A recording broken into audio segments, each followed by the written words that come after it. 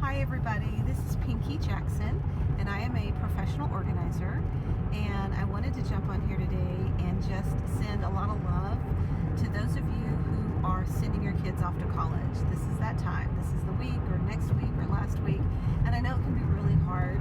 So I wanted to, first of all, just send you some love, and second of all, tell you that you may really want to get into their room or their shared room and do some deep cleaning, but I wanted to give you kind of some tips to make sure that you can definitely put your hands to work and put your hearts to God, because that is a good way to help soothe your soul as you miss your child.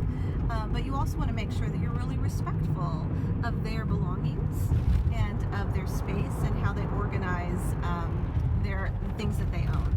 Even though some of those things are left in your house, it may be things that they still want to, there may be things that they still want to come back to, and you want to make sure that when they come home for the holidays or they come home for, summer, that if there are childhood memories or there are supplies or there are off-season clothes that they need, that they can find them, but that you still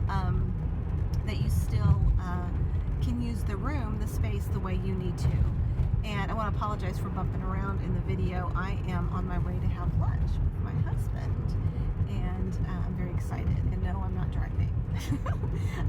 So that's one thing that he and I did when our nest started emptying, is we set a Wednesday lunch date so that we would have this special date again, just the two of us, and it was something that we weren't able to do when the kids were at home. And so this is really nice that we can do that. So I would encourage you to find something, a new habit, a new thing to kind of fill in that gap, that hole in your schedule as you miss your little one. So definitely do proactive things, and definitely go in and do a deep clean or whatever you need to do in that room, and also look at the space and how you can organize your child's belongings, your young adult's belongings, to where they can find them again if they need them. I like to use like storage boxes and label things so they can find those things, because they have so much on their mind as they're organizing their dorm room, and they're organizing their academics, and they're organizing their extracurriculars and all the things they're doing in a whole nother space other than at home. And sometimes they're out of state, sometimes they're out of the country.